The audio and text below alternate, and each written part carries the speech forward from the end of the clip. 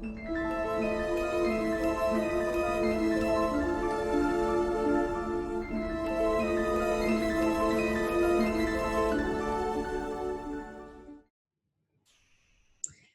and welcome to the 64 Doors. Today we're going to open door 7. Here we find the Alpha, and this is an archetype that is all about influence, facilitation, and the future. We're going to explore this archetype from a human design perspective and a Jinky perspective. So here we have the Rave Mandala and the body graph in the middle, and this is human design. Right now we have the Sun in Leo in gate 7. We have the Earth in Aquarius in gate 13, and the design part of the cross is gate 2 in Taurus and gate 1 in Scorpio. If you know a little bit about astrology, you can see that these are the fixed signs. So we have fixed water, fixed air, fixed earth, and fixed fire. And in human design, this very cross, is called the right angle cross of the Sphinx. And there are 2 more crosses that have the 7 gate, where the sun is in gate 7, and that's the cross of interaction, and it's the cross of the masks.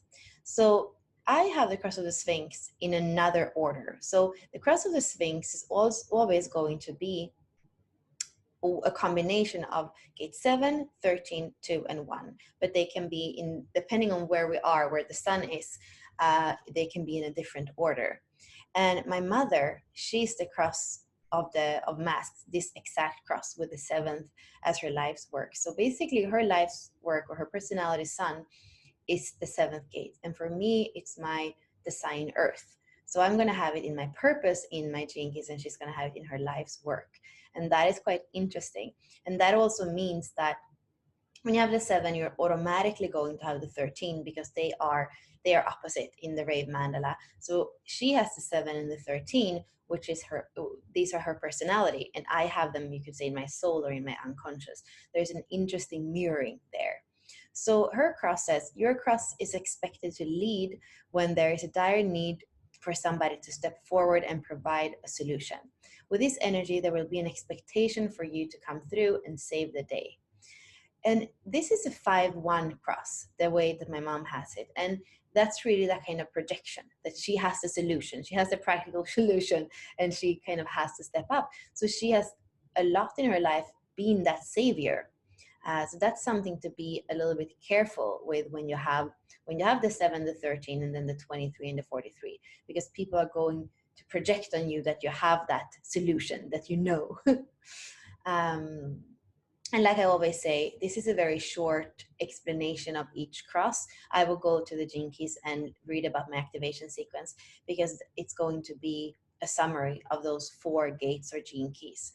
And you can really read a full paragraph on each one of them. And of course, to go even deeper, you could read the 7, the 13, the 2, the 1, and 23 and the 43 in the Gene Key book, or go to a human design book where you can read about each of the gates, a longer description.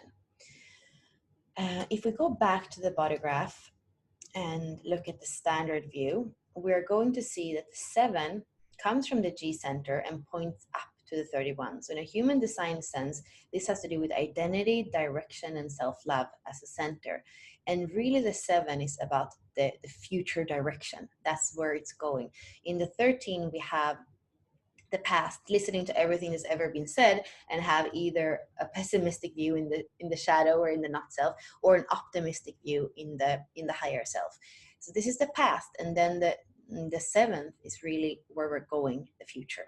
The 2 is what's orienting all the time, is the kind of GPS, and then the 1 is the spark, the creativity.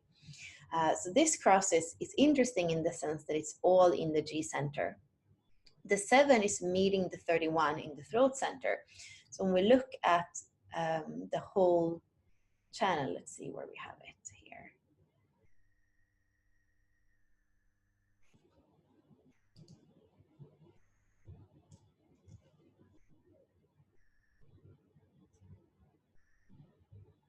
So this is the channel of the Alpha, a design of leadership for good or bad. So here we hear kind of that human design language a little bit. You're designed to be picked out of the crowd one day as a true leader. The more reluctant you are to assume this status, the better a leader you will be. And the 7 says people with an innate impulse to lead, yet who need to be invited or elected to do so. So this is a projected channel. So this is why we're speaking about it this way in human design. It's projected, so it needs to be invited. It's also in the collective circuitry. So it's a leadership for the collective, where the collective have to choose the leader. If we look at 64 doors where you have whether you watch this video from the 64 doors or somewhere else, you can always go to all the free resources that we have in the 64 doors. And some of the keywords here are interaction, influence, future. The internal motivator is that knowing that there is a better future and that impulse to lead towards that better future. The Achilles heel is that it can be a bit fixed on the future. That's kind of why it has that 13 on the other side of the Rave Mandala that kind of reminds it of the past, so that we don't just go into the visionary, but really also get kind of nurtured or the wisdom from the past as we move forward. The positive attributes guide people to find their inner guidance. So it's that really the 7 has its inner guidance, and by role modeling that from the G center, you could say that it's inspiring and helping other people to also trust their inner guidance. And it has discipline. It's called the army in the I Ching. So it can really be that person or the archetype that is leading the masses, and also the organization of that. What we need in order to be able to join together, walk into the future. If we go to the gene keys, here is Richard's quote on this one. The 7th gene key definitely has a potent leadership potential, but they are not always leaders per se. There are people with influence. In any group, the 7th gene key carries this power that when it speaks, others will listen. This is from the 64 Ways, which is both the audio contemplations and the book that Richard has, that is not the Gene Key book, but another book, where you can read in a way that it's a little bit more tangible. And sometimes the Gene Keys can feel like a little far out there. That's why often with people I work with, I prefer to give them a 20-minute audio contemplation instead of say read these 16 pages and the city is sometimes hard to grasp. So here we are with the gene keys now, and we have this frequency band. So looking at the 7th gene key, we're going to have 3 frequencies: red, green, and blue. The lower frequency is the contracted frequency, the shadow. Here we have division. The higher frequency is guidance, and I was kind of saying inner guidance because kind of there it starts. That's the way that I like to speak about the Leo gates, that leadership starts with self-leadership. So that's very much so here in the 7th gene key, and the highest frequency is virtue. You can also see, again, if we speak about astrology, you see the wheel, the Rave Mandala, and the 13 is what we were seeing from the beginning. It's on the other side, the opposite side of the Rave Mandala. It's in the structure of the I Ching. It's going to be a hexagram that is a mirror opposite to the 7. So these are intrinsically bound together. So division and discord go hand in hand: guidance and discernment, virtue and empathy. And for me, this is my purpose and my radiance. So I can so much just say that this is my experience. And I more and more come into the higher frequencies of guidance and discernment. And I always know that when there is discord, is also this feeling of division. We have the victim pattern, the victim of jealousy, hidden or dictatorial. You can read more about them in the 64 Doors or in the Gene Key book. When we look at the codon ring, I love this codon ring, and it has to do with the diaphragm. And I kind of feel like when you don't have this inner guidance, when you don't have the discernment, it's really when you kind of feel like you have something around your, diaphragm that you can't really breathe. And that's how I really experience the shadow frequency of those two gene keys. So the codon ring, I just want to read a little bit of the one passage in it. So it says, the combined dynamic of virtue with forgiveness, devotion, and transparency, these are the acidic levels, sets the stage for a completely new phenomenon to be seated in humanity, collective leadership. This codon ring is currently undergoing a great deal of spontaneous mutation in our DNA and is directly responsible for a huge shift in the way in which we humans relate, particularly through sexuality and gender. For me, this is one of the most interesting codon rings, the ring of union. And maybe in my case, it is because I have, unity is the city of my life's work. It could be, and I have the 7. Could be because of that, but it's really collective leadership, I feel, is the most important thing that exists if this world is going to be able to, if we're going to be able to aspire to ascend and not kind of destroy everything. The I Ching, it's called discipline, earth over water. Here we can see it. So here we have the trigram of water and the trigram of earth. So two elements, two trigrams are making up one hexagram. Trust and follow the current of love inside to lead others with heart. Oh my God, this is super beautiful. I didn't even remember this, actually. Super, super beautiful. And I feel like it's quite yin. Like it feels quite yin in its way. Although sometimes Leo feels like really more like that courageous kind of masculine leader, but really in the I Ching sense, it feels more feminine.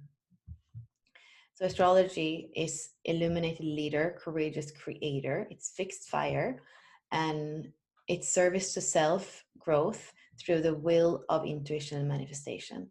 And I think I've said it before, but for me, Leo is a lot like really, it starts with self-leadership, and from self-leadership, it becomes leadership. That's why inner guidance leads to role modeling guidance in the collective. Integral human design, the channel we were looking at before. So here it's called channel facilitation, and the low frequency is command. So if we have the low frequency of the 31, which is arrogance, together with the low frequency of the 7, which is division, then it becomes just it becomes command. It's not really helping, it's ordering, And then the higher frequencies, when we have that, the leadership of the 31, and we have the guidance of the 7, then it's a facilitation, a showing the way. And then the dream arc, caterpillar, ram, and kiwi. You can always, when the transit opens, you can go to Jane Addams' to her blog, and she is painting them. She also paints the mudra, and otherwise you can go and get Richard's library. And this is a beautiful this is a very beautiful mudra, the virtue. Like virtue is its own reward. I think that's what it says in the I Ching. And this is a good week for you to tune into your self-leadership, your inner guidance, to really feel that inner fire that knows where it's going, and that knows that it has the motivation, it has the energy, it has the resources to move in that direction. It can also be good to really feel the 13 and the 7. So are you more oriented towards the past or the future? And how much are you in the middle, in the present? In the present, do you feel like you have a healthy balance in between these points of reference, the past, the present, and the future? As a Leo gate, this can also be good to ask yourself, are you good at listening to the needs of others? Since we have this Leo energy, this kind of can be a bit self-centered, and more than self-centered, it's maybe that it think that it knows what's best for the other. And it's always good to be able to listen to the other. And the 13 comes in and says, don't forget to listen, because that's where empathy comes from. That's where true discernment comes from, when you can listen, and then you will know, then you will lead, then you will guide. It can also be a good week to look at boundaries, because in the shadow frequency, we didn't speak a lot about the shadow frequency, but in the shadow frequency, the seventh has difficulty with setting boundaries. And I was mentioning my mom before. I've seen that in her, and I think part of me, both because I have the seven in my purpose, but also because I grew up with her and I saw that she wouldn't say no. She would save everybody, basically.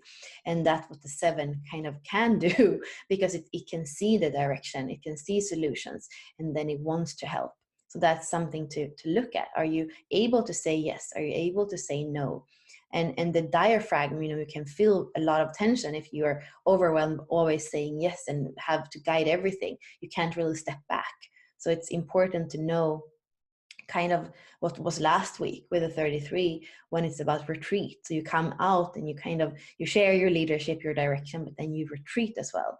So that's something to think about, because we have fire here and you don't want to burn yourself out through this activation. You can look at relationships, and again, not only that listen to the needs of others, but the integrity of relationship. That the seven kind of tend to like to be on stage, but really to see that in relationship there's always a reciprocity, a mirroring, a kind of receiving and giving. And I would also say to read a city. For me, this has been, it's like an inquiry. What does it mean? What does it mean? Everything that's explained in the city, that has to do with repairing humanity, that has to do with a little bit like the collective leadership, but on a more kind of broader level, or repairing DNA, the collective DNA, and also very combined with the 44. So I would say, if you want to take it a little bit deeper in your inquiry, you could read the 7th city and the 44th city and start to kind of see the fractal truth of humanity and what it is to mutate, what it is to mutate into a collective leadership of teamwork and synergy and inner guidance that together also becomes a guidance together. So I'm wishing everybody a beautiful week, and I will see you in the next transit.